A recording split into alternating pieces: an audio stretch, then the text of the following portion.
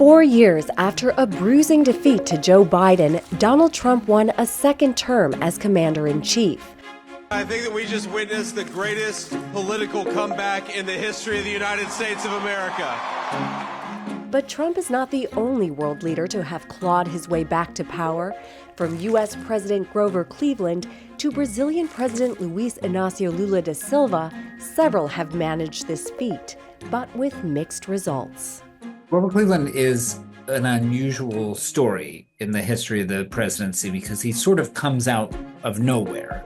Cleveland, a Democrat, is the only American president other than Trump who was elected to 2 non-consecutive terms.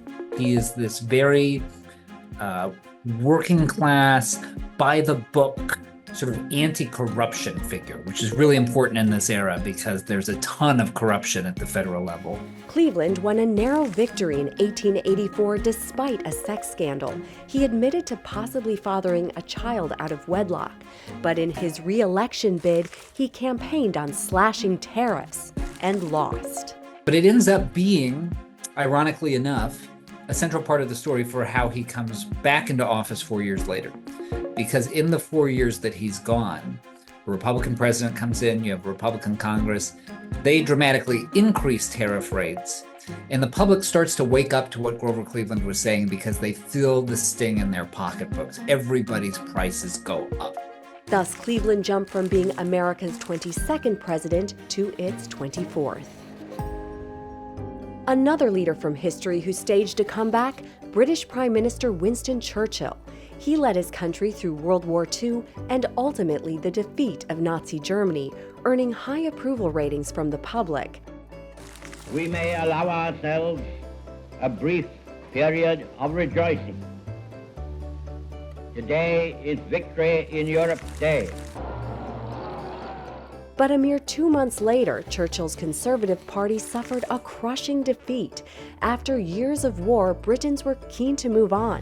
They voted in part for the opposition party's major social reforms. But Churchill returned to 10 Downing Street in 1951. The Right Honourable Winston Spencer Churchill. I wish you all, whatever party you belong, good fortune for yourselves and for our island home. But health issues forced him to resign by 1955. Buonasera a tutti. Il Presidente della Repubblica mi ha conferito l'incarico per la formazione del governo. And then there's Italy's Silvio Berlusconi, a billionaire media mogul who kept coming back as prime minister again and again and again, despite a host of scandals. Sono in giro un mare di belle figliuole e di imprenditori solidi e io non sono un santo, lo avete capito tutti. Speriamo che lo capiscano anche quelli di Repubblica. Bene. In 2013, he was convicted of tax fraud and banned from public office for 6 years. But Berlusconi staged one last comeback in 2022. He won a Senate seat less than a year before his death. The ultimate comeback story may belong to Brazil's president, Luiz Inácio Lula da Silva. Lula ran for the presidency 3 times and lost before finally emerging victorious in 2002. You know, he comes from a working class, a trade union background, a socialist, a radical, and there's a lot of doubt about whether or not he would be successful in 2002. Lula went on to have 2 hugely successful terms. Under Brazilian law, he could not run for a 3rd consecutive time, though he could try again later. But in 2018, he was banned from running after being found guilty of corruption.